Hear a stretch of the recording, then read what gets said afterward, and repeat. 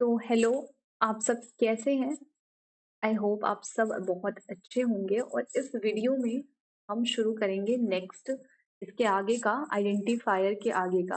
But जैसे कि last video में हमने जिक्र किया था आइडेंटिफायर का, तो थोड़ा सा हम उस चीज़ को रिवाइज कर लेते हैं। इन शॉर्ट में रिवाइज करेंगे। जैसे कि हमने पढ़ा था पाइथन के आइडेंटिफायर के बारे में। तो चलिए आइडेंटिफायर को थोड़ा सा शॉर्ट में फटाफट रिवाइज कर लेते हैं।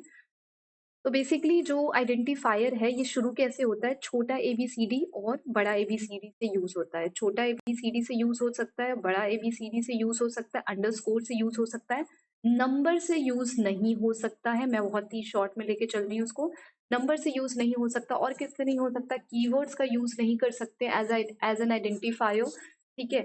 और we can use special symbols like ये वाला sign exclamatory, at the rate और हैश, ये सब साइन का यूज हम नहीं कर सकते हैं। ठीक है, आइडेंटिफायर के तौर पर। और हम क्या नहीं यूज कर सकते हैं, हाँ, हम जो हमारा जैसे कि वेरिएबल डिक्लेयर कर रहे हैं ये ना, तो इसके बीच में हम ये तो लगा सकते हैं, ये क्या है, अंडरस्कोर है, बट इसके बीच में हम स्पेस नहीं रख सकते हैं। ठीक है, तो ये आइडेंटिफायर का पूरा हिस्सा था। नेक्स्ट इसका एग्जाम्पल है जो इस वीडियो में हम डिस्कस करेंगे ऑफ कोर्स।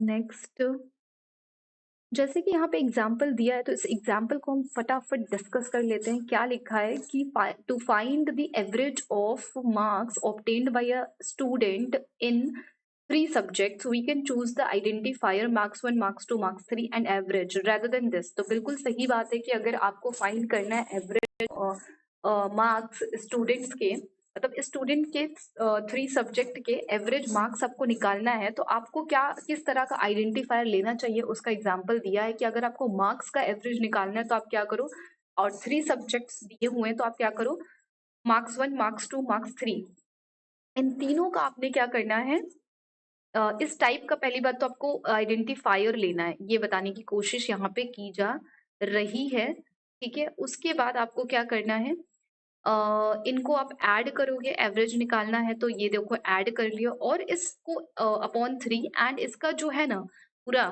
टोटल, मतलब जो भी एवरेज जिस तरीके से फॉर्मूला से निकाला है, तो उसको किस नाम के वेरिएबल में स्टोर कराया है, एवरेज नाम के वेरिएबल में। वो इसीलिए ताकि एवरेज एक पता चल रहा है देख के कि हाँ यहाँ पे एवरेज निकल रहा है, और किस चीज का निकल रहा है, तो मार्क्स का। और मार्क्स किसका होता है, सब्जेक्ट का। तो ये काफी, ये मतलब काफी सही तरीके से बताया हुआ है कि आइडेंटिफायर का यूज हम किस तरह से करेंगे। Similarly, to calculate the area of a rectangle, we can use identifiers names such as area, length, breadth instead of single alphabet as identifiers for clarity, more readability। मतलब कहना चाह रहा है कि अगर आपको एरिया निकालना है रेक्टेंगल का, तो आपको एज आइडेंटिफायर का जैसे नाम रखना है, तो आपको क्या करना है, उसका एरिया रखो अगर एरिया निकालना है तो, लेंथ रखो, इन ब्रेथ रखो, क्योंकि एरिया निकालने के लिए हमको लेंथ और ब्रेथ चाहिए होती है। तो इस तरीके से आप आइडेंटिफायर का नाम दे सकते हो। बेसिकली इसमें यही चीजें बताइए जो मीनिंगफुल भी है, और मीनिंगफुल नाम रखना ज्यादा सुइटेबल होता है एज कंपेयर टू एबीसी। तो नेक्स्ट हम आज वेरिएबल को डिस्कस करेंगे इस वीडियो में। एंड वेरिएबल को डिस्कस करने के लिए, एक सेकेंड, वेरिएबल को डिस्कस करने के लिए हम क्या करेंगे कि बहुत अच्छे से वेरिएबल को पढ़ेंगे और समझेंगे क्या कि वेरिएबल हमारा क्या कहता है पाइथन। तो थोड़ा सा हम यहाँ पे अदर प्रोग्रामिंग लैंग्वेज को कंपेयर करेंगे, पहले समझेंगे कि तो सी सी प्लस प्लस या जावा है उसमें वेरिएबल का किस्सा थोड़ा सा क्या है। जैसे अगर किसी ने पहले से कोई लैंग्वेज पढ़ी है, तो नहीं भी पढ़ी है तो कोई दिक्कत नहीं है। ठीक है, तो यहाँ पे हम क्या करेंगे, जैसे कि हम देख रहे हैं यहाँ पे कि हम बात करते हैं सी लैंग्वेज की अगर, ठीक है, या जावा की या सी प्लस प्लस की, तो उसमें हम क्या करते हैं कि अगर हमें उसमें वेरिएबल को डिक्लेयर करना है, ठीक है, तो हम उसमें इंट का यूज करते हैं। थोड़ा सा अगर किसी को नहीं पता है वेरिएबल क्या है, तो वेरिएबल कुछ नहीं, बेसिकली समझ लो एक कंटेनर की तरह होता है वेरिएबल। वेरिएबल एक कंटेनर की तरह हो जिसमें हम क्या करते हैं, कोई भी वैल्यू स्टोर करते हैं। सपोज करो मैंने इसमें 9 स्टोर कर दिया और ये ए नाम का वेरिएबल है, इस ए में मैंने, तो इस ये क्या है, ये वेरिएबल है, ए एक वेरिएबल है जिसपे मैंने क्या किया, एक कंटेनर है जिसमें मैंने ये वैल्यू को स्टोर कर दिया। तो जब भी मुझे 9 चाहिए होगा मैं ए का यूज कर लूंगी। सिंपल लेमैन की भाषा में वेरिएबल ये होता है, ठीक है। अगर हम नेक्स्ट समझे अदर प्रोग्रामिंग लैंग्वेज में, जैसे कि सी प्लस प्लस में वेरिएबल को हम कैसे यूज करते हैं, तो उसके लिए हमें क्या करना पड़ता है, ऐसे कुछ कुछ इस तरीके से हमें यहाँ पे कुछ इस तरीके से हमें लिखना पड़ता है। Int a is equals to 2, ठीक है, इस तरीके से हमें लिखना पड़ता है। तो हमें यहाँ बताना पड़ता है कि ये जो इंटीजर टाइप का है ना, ये हमें डेटा टाइप है, ये बताएगा कि आपने वेरिएबल जो है वो किस टाइप का किया है। तो मैंने इंटीजर टाइप का किया, और मैंने देखिए यहाँ पे इंटीजर ही वैल्यू स्टोर मतलब असाइन कराई है इसमें, ठीक है। अगर मैं लिखूं कुछ इस तरीके से, ठीक है, FLOAT फ्लोट, और मैंने लिखा बी, तो अब मुझे क्या करना पड़ेगा कि बी में जो भी वैल्यू स्टोर होगी वो फ्लोट होगी, जैसे कि डेसिमल में होगी 3.19 या फिर 2.0। अगर हम इसमें इंटीजर की वैल्यू स्टोर करेंगे 2, तो ये हमें एरर देगा। क्यों? क्योंकि ये इसमें बता रहा है कि आपने फ्लोट टाइप का वेरिएबल यहाँ पे डिक्लेयर किया है, तो आप इसमें इंटीजर स्टोर नहीं करा सकते हो, ठीक है। ये अदर प्रोग्रामिंग लैंग्वेज का किस्सा है। बट पाइथन कहता है कि आपको, पाइथन में बताता है कि पाइथन में क्या है कि आपको यहाँ पे डिक्लेयर करने की जरूरत नहीं है कि आपके वेरिएबल का टाइप क्या है। आप सीधे यहाँ पे लिख दो, मान लो example b is equals to 10, तो b में क्या है, 10 है। अब आपको देखने से पता चल रहा है कि ये 10 किस टाइप का डेटा है, तो इंटीजर टाइप का डेटा है। तो पाइथन क्या है, एक डायनामिकली टाइप्ड लैंग्वेज है। वो क्या करेगी कि जब रन करेगी, तो वो वहां पे क्या करेगी, रन करते टाइम बी में किस टाइप का डेटा है ये चेक करके बी का डेटा टाइप मतलब असाइन कर देगी कि इसमें क्या है, इंटीजर टाइप का डेटा है।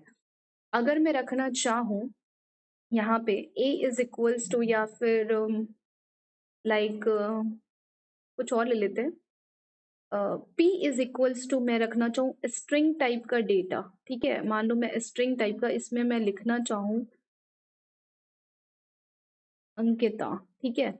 तो ये क्या करेगा, पाइथन क्या करेगा, रन टाइम पर इसमें देखेगा कि किस टाइप का डेटा, तो वो पाएगा कि इसमें स्ट्रिंग टाइप का डेटा, ये स्ट्रिंग है। तो क्या करेगा, p को स्ट्रिंग टाइप का डेटा टाइप दे देगा कि इसमें जो है p में स्ट्रिंग है। तो इस तरीके से पाइथन काम करता है। लेकिन पाइथन थोड़ा सा और हम इसको विस्तार से अगर हम समझे वेरिएबल किस तरीके से पाइथन में काम करता है, तो कुछ इसको हम पढ़ते हैं। यहाँ पे क्या लिखा हुआ है कि a variable in a program is uniquely identified by a name identifier. Variable in Python refers to an object, an um, item or element that is stored in the memory. Value of a variable can be a string or numeric or any combination of, किसी भी combination के हो सकते हैं, any combination of alphanumeric character. In Python, we can use an assignment statement to create new variables and design specific values to them. तो चलिए Python में शुरू करते हैं कि पाइथन में वेरिएबल किस तरह से इंटरनली कैसे काम होता है पाइथन में वेरिएबल का, ठीक है। तो वो हम जानने की कोशिश करते हैं यहाँ पे। तो पाइथन में वेरिएबल एक बॉक्स नहीं होता है। जैसे कि अगर मैं इसको बताने की कोशिश करूँ कि मान लो मेरे पास ये simple language a is equals to मैंने 9 किया, ठीक है। a इज इक्वल्स टू अगर मैंने 9 किया, तो इसका ये मतलब नहीं है कि a में 9 स्टोर है, a में ये 9 वैल्यू है। क्यों? क्योंकि यहाँ पे देखिए पाइथन में बताया गया है, क्या बताया गया है कि पाइथन में ये बताया गया है कि पाइथन जो है ना वो क्या करती है, वेरिएबल जो है पाइथन में वो रेफर करता है ऑब्जेक्ट को, ठीक है। तो 9 यहाँ पे क्या है, एक ऑब्जेक्ट है जो कि मेमोरी में स्टोर है। 9 जो है एज अ ऑब्जेक्ट मेमोरी में स्टोर है। ये जो मेमोरी है ना, यहाँ पे 9 मान लीजिए स्टोर है, ठीक है, एज अ ऑब्जेक्ट। क्योंकि हर वैल्यू पाइथन में क्या है, ऑब्जेक्ट है। हर चीज पाइथन में ऑब्जेक्ट है, तो हर वैल्यू भी पाइथन में ऑब्जेक्ट है। और इसका ना कुछ हम कह सकते हैं, इसका कुछ एड्रेस है। मान लो एग्जाम्पल के लिए इसका एड्रेस मैं 1000 ले लेती हूँ। तो अगर मैं बहुत ही लेमैन की भाषा में बताऊं ना, तो मैं ये कहना चाहती हूँ कि आप अगर समझ रहे हो कि ए में 9 स्टोर है, तो ऐसा नहीं है। ए में 9 स्टोर नहीं है। ए में क्या स्टोर है, तो ए में 1000 की 1000 स्टोर है। मतलब ये क्या है, एड्रेस है। इस 9 का जहाँ पे 9 मेमोरी में स्टोर है, उस मेमोरी का जो एड्रेस है, मतलब कि जहाँ पे 9 स्टोर है, तो उस 9 का मैं बोलूँ ना कि एड्रेस 9 कहाँ पे स्टोर है, तो 1000 मेमोरी एड्रेस पे। इसका मतलब ए जो है वो 1000 को रेफर कर रहा है। मतलब ए में आप जब देखोगे ना तो 1000 देखोगे, मतलब उस एड्रेस को देखोगे, ना कि 9 को पाओगे। जब आप ए का आईडी चेक करोगे ना, तो आप देखोगे कि आईडी मतलब आइडेंटिटी, एक तरीके से कि ए में है क्या। जब आप चेक करने की कोशिश करोगे कि ए में है क्या, तो एक आईडी नाम का फंक्शन होता है जहाँ पे हम चेक करते हैं कि ए में एक्चुअली में क्या स्टोर है, 9 है कि 1000 है, जो कि 1000 इज अ मेमोरी एड्रेस। तो आप देखोगे ए में मेमोरी एड्रेस पड़ा हुआ है। आई होप आपको समझ में आ रहा है यहाँ पे मैं क्या कहने की कर रही हूँ। है तो अगर मैं एक और एग्जांपल से आपको समझाने की कोशिश करूं कि x इज इक्वल्स टू 10, तो x में, तो इस लाइन में आप देखोगे कि क्या है कि मेमोरी, ये जो 10 है ना, ये memory as a object store है। ठीक है, मेमोरी में एज अ ऑब्जेक्ट क्रिएट है 10। ठीक है, और x क्या कर रहा है, उस ऑब्जेक्ट को रेफर कर रहा है। ऑब्जेक्ट को रेफर करने का मतलब कि x जिस मेमोरी एड्रेस पे स्टोर है ना, एक्स के अंदर वो एड्रेस पड़ा होगा। ठीक है, 10 का एड्रेस, 10 जहां पे मेमोरी में स्टोर होगा, उस मेमोरी का कुछ एड्रेस होगा, वो एड्रेस जो है ना वो एक्स में जा रहा है। ठीक है, और उस एड्रेस के थ्रू वो वैल्यू एक्स में, मतलब एक तरीके से हम यूज कर रहे हैं उस वैल्यू को, 10 की वैल्यू को हम यूज कर रहे हैं। जब भी एक्स, मान लो अगर हमें 10 की वैल्यू को यूज करना है तो हम एक्स लिखेंगे। तो एक्स जो है, बट वो पॉइंट तो उस एड्रेस को करेगा, बट उस एड्रेस पे ही 10 रखा हुआ है, तो इनडायरेक्टली हम 10 को यूज कर रहे हैं, राइट। तो वेरिएबल x जो है उस ऑब्जेक्ट 10 को रेफर करता है। ठीक है, x के अंदर 10 नहीं है। अगर आप समझ रहे हो कि x के अंदर 10 है, तो x के अंदर 10 नहीं है। x सिर्फ 10 वाले कह सकते हैं 10 वाले ऑब्जेक्ट का जो एड्रेस है ना, या रेफरेंस रखता है उसका। बहुत ही, अगर आपको ये टर्म्स नहीं समझ में आ रहे तो आप बेसिकली ऐसे समझ सकते हो कि x में 10 जिस एड्रेस पे है, हर एक घर का कुछ ना कुछ एड्रेस होता है, तो वैसे ही 10 जो है ना, वो उसका कुछ एड्रेस है। ठीक है, मेमोरी में कुछ एड्रेस है, उस एड्रेस को ना एक्स स्टोर किए हुआ है, उस एड्रेस के थ्रू हम 10 की वैल्यू को एक्सेस कर पा रहे हैं। ठीक है, और यहाँ पे एक चीज और मैं आपको समझाने की कोशिश करूं कि मान लो एक्स है, ठीक है, और ये एक्स में क्या है, 10 है, और मैं आपसे बोलूं कि y is equals to x. तो अभी ये क्या हो गया, इस चीज को हम समझते हैं, ये क्या कहना चाह रहा है। तो ये कहना चाह रहा है कि ये जो x है, x जो है वो मेमोरी में जो 10 नाम का एक ऑब्जेक्ट है, ठीक है, उसके एड्रेस को रेफर कर रहा है x। मतलब x में, बिल्कुल सही सोच रहे हो आप, x में क्या है, 10 का एड्रेस रखा हुआ है। x में 10 का एड्रेस रखा हुआ है। ठीक है, और यहाँ पे देखो कि x को हमने y में असाइन किया है, मतलब कि x में 10 है। अब देखो मेमोरी में क्या है, ये मान लो कि एक एड्रेस पे रखा है, 1000 पे रखा है। एक्स क्या करेगा, एक्स में 1000 है, एक्स 1000 को रेफर करेगा क्योंकि यहाँ पे 10 रखा हुआ है 1000 पे। अब ये जो वाई है ना, क्योंकि वाई में क्या है, एक्स है, तो वाई भी क्या करेगा, अलग से क्रिएट नहीं करेगा, इसी वन वाई कहेगा कि अच्छा ठीक है, एक्स की वैल्यू तुमने मेरे में डाल दी, मतलब एक्स में, मतलब वाई में भी क्या है, 10 है, तो कहेगा कि 10 तो ऑलरेडी मेमोरी में है। ठीक है, मेमोरी में है और 1000 एड्रेस पे है, तो वाई भी कहेगा ठीक है, जा तू भी 1000 एड्रेस से 1000 एड्रेस को रेफर करेगा। ठीक है, तो अब दोनों ही मेमोरी में जहाँ पे 10 रखा होगा, उस मेमोरी का जो एड्रेस है ना, दोनों ही उसी मेमोरी एड्रेस को रेफर करेंगे, दोनों ही उसी मेमोरी एड्रेस को रेफर करेंगे। ठीक है, दोनों हम कह सकते हैं कि दोनों सेम ऑब्जेक्ट 10 को रेफर कर रहे हैं। मेमोरी में 10 जहां पे भी स्टोर है ना, जिस एड्रेस को, दोनों उसी एड्रेस को पॉइंट कर रहे हैं। ठीक है, आई होप आपको समझ में आया है यहाँ पे जो मैं समझाने की कोशिश कर रही हूँ। अगर मैं बोलूँ कि एक्स में क्या है, यहाँ पे लिख लेते हैं। अगर मैं आपको समझाने की कोशिश करूं कि अगर एक दूसरा, ये तीसरा चीज जो मैं आपको समझाना चाह रही हूँ, तीसरी चीज कि x में क्या है, 20 है।